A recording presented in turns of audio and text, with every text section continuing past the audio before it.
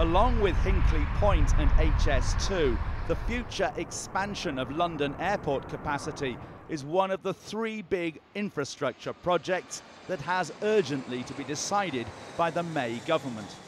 But the choice between a new runway at Heathrow, as recommended by the Davis Commission, or at Gatwick, is the most fraught politically.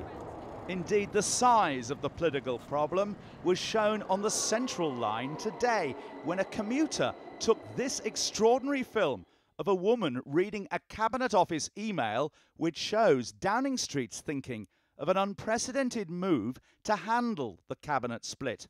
We know Foreign Secretary Boris Johnson, while London Mayor, was firmly against expanding Heathrow. The horror that will be aroused by the idea of a new runway at Heathrow. And Education Secretary Justine Greening voiced her opposition when she was Transport Secretary. There's a cross-party consensus now that a third runway at Heathrow is not the right option for us. With local MPs Theresa May and her Chancellor Philip Hammond thought to have doubts about Heathrow too, how do they keep collective cabinet responsibility? The strong convention that once ministers take a decision, they then all back it publicly.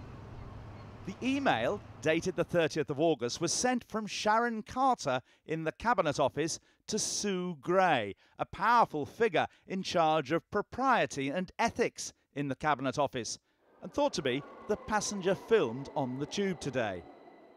Carter tells Gray in the email, "Lawyers and EDS, Economic and Domestic Affairs Secretariat colleagues, are seeking specific input from us on how to handle potential waiving of collective responsibility." Then, under the actual heading, Waiving Collective Responsibility, Carter says, "One route for waiving collective responsibility would be a free..." The next phrase, obscured by her thumb, is said to include the word vote. "A free vote allowing ministers to speak against the government's position in the House." In other words, Cabinet would decide about Heathrow or Gatwick, but ministers could still dissent publicly until there's a free vote in the Commons, when all Tories could vote as they wanted. Daniel Moylan was for many years Boris Johnson's aviation advisor, though he now works for the owners of Gatwick. It's clear the government are thinking of waiving collective cabinet responsibility on the London aviation decision. What do you make of this?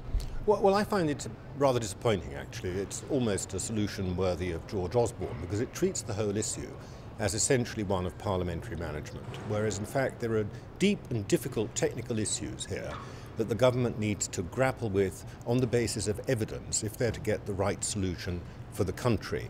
And I think that's what's sort of missing from this idea that it's all to do with a free parliamentary vote. I don't think that takes you forward. Waiving collective responsibility is very rare, though it happened, of course, during the recent referendum, with ministers split both ways. And under the 2010 coalition agreement, Lib Dem ministers were allowed to dissent on issues like Trident. But I can think of no example outside of referendum under single-party government. And it's the second time this week the government suffered a major leak, with an official exposing secret papers over a big cabinet decision.